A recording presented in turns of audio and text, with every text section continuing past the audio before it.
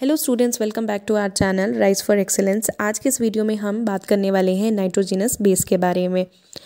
I hope आपने हमारी पिछली वीडियोस ज़रूर देखे हैं। अगर नहीं देखे हैं तो प्लीज़ उन्हें देखिए, बिकॉज आपको उससे पूरा कंसेप्ट समझ में आएगा। नाइट्रोजनस बेस जो है उनका नाम इसलिए पड़ा है बिकॉज इनके अंदर नाइट्रोजन प्रेजेंट होती है। अगर आपको इसका डेफिनेशन आए तो आप ऐसे लिख सकते हैं कि these are also called nucleobases and these are nitrogen containing compounds. These are one of the component of nucleotide.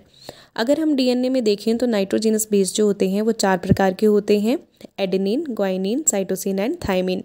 लेकिन ध्यान देने वाली बात यह है कि अगर आपको यही चीज़ आरएनए में पूछ ली जाए तो यहाँ पे भी 4 ही आपके नाइट्रोजनस बेस होंगे, लेकिन उसमें एक चीज़ बदल जाती है, that is adenine, guanine, cytosine and uracil. Thymine का जो रिप्लेसमेंट है वो यूरेसिल के साथ होता है, ये आपने ध्यान में रखना है।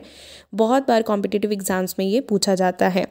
नेक्स्ट यहाँ से आपको क्वेश्चन पूछा जाता है कि यहाँ पे जो बॉन्ड्स बनते हैं वो किस किस बेस के बीच में बनते हैं।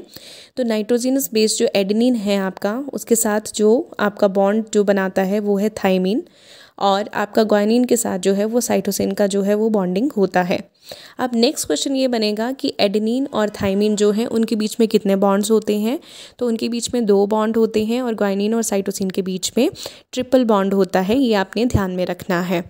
नेक्स्ट जो एक इम्पॉर्टेंट बात है वो ये है कि ये जो बॉन्ड्स हैं ये किस टाइप का बॉन्डिंग है, तो आपको पता होना चाहिए this is type of hydrogen bonding. Very very important, तो ये चीज़ आपको पता होनी चाहिए। दूसरा, नाइट्रोजनस बेसिस जो होते हैं अगर हम देखें तो ये क्या करते हैं, ये बेस पेयरिंग का काम करते हैं और ये एक दूसरे के ऊपर जो है वो स्टैक हो जाते हैं, जिसकी वजह से क्या होता है, एक लॉन्ग चेन हेलिकल स्ट्रक्चर जो है जो आप डीएनए में देखते हैं या आरएनए में देखते हैं वो फॉर्म होता है।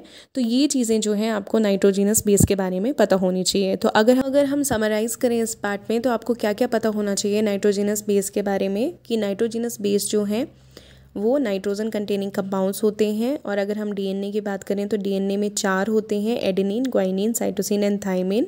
आरएनए में भी 4 होंगे, लेकिन कौन कौन से होंगे, adenine, guanine, cytosine and uracil.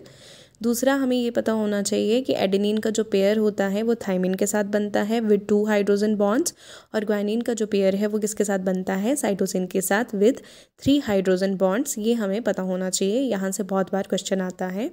अगर आपको ये कंसेप्ट अच्छे लग रहे हैं तो प्लीज़ सब्सक्राइब एंड शेयर करें। Thank you.